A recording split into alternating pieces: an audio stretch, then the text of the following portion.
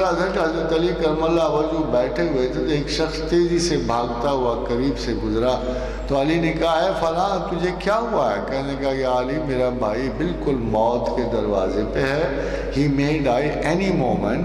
اور میں اس لیے بہت پریشان ہوں۔ تو علی نے فرمایا کہ اپنا تو چاہتا ہے کہ وہ ٹھیک ہو جائے؟ تو وہ انوائے ہو گیا، کہتا ہے یا علی آپ کو اس وقت بھی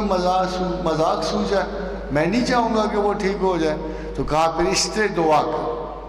تو انہوں نے دعا بتائی یا حلیم و یا کریم مشفع فلاں ابن فلاں، یعنی فرض کیجئے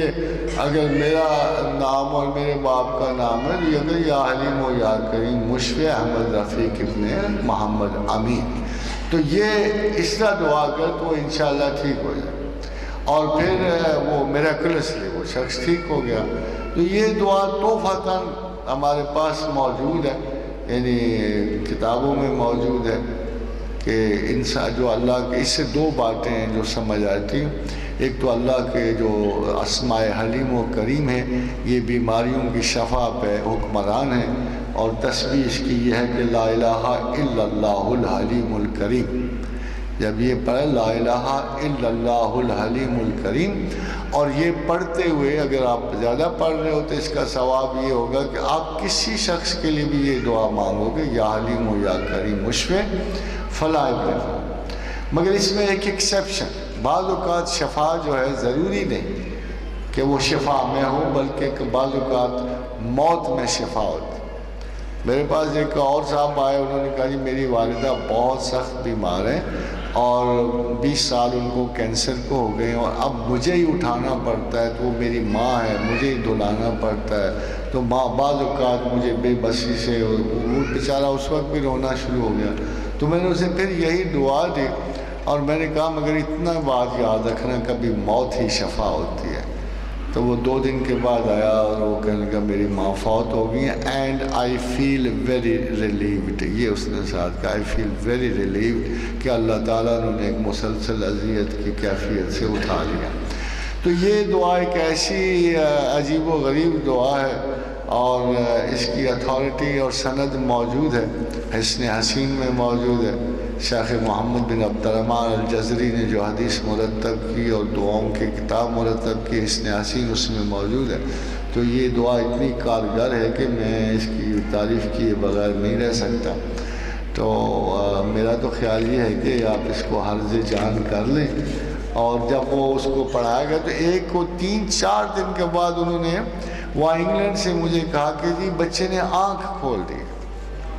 اور you know what doctor said, doctors نے کہا کہ ہمیں نہیں پتا کہ اس کو کیا ہوا ہے، مگر یو کین کال اٹ کہ یہ کوئی معجزہ ہوا ہے، میریکل ہوا ہے، اور کوئی وجہ نظر نہیں آتی کہ، اور 15 دن کے بعد وہ بچہ آہستہ کھیلتا ہوا تو نہیں، تھوڑا سی ابھی بھی اس کی ٹانگیں خراب ہیں، but otherwise he is okay and he came back home. تو یہ میں اس لیے آپ سے کہہ رہا ہوں کہ دعا اس وقت استعمال کرنی چاہیے، ویسے بھی تو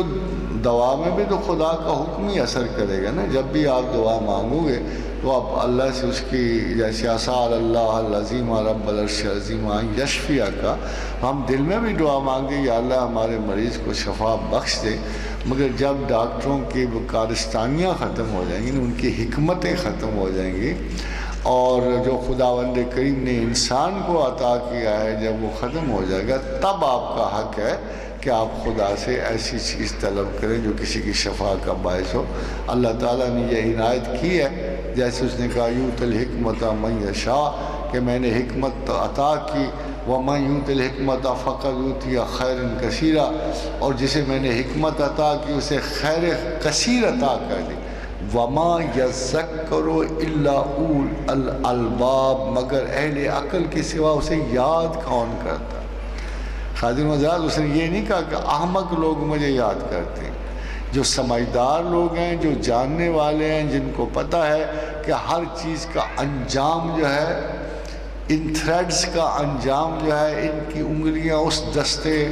کارگر میں ہیں، تو وہ ہمیشہ ہر معاملے میں خدا کو یاد کرتے رہتے ہیں، اور باوجود اپنی خطاؤں کے اور حماقتوں کے اور کم فہمیوں کے وہ اللہ کی طرف رجوع کرتے رہتے ہیں. اسی لیے خداوند کریم نے بہترین دوستوں کی جو کوالٹی گنوائی ہے،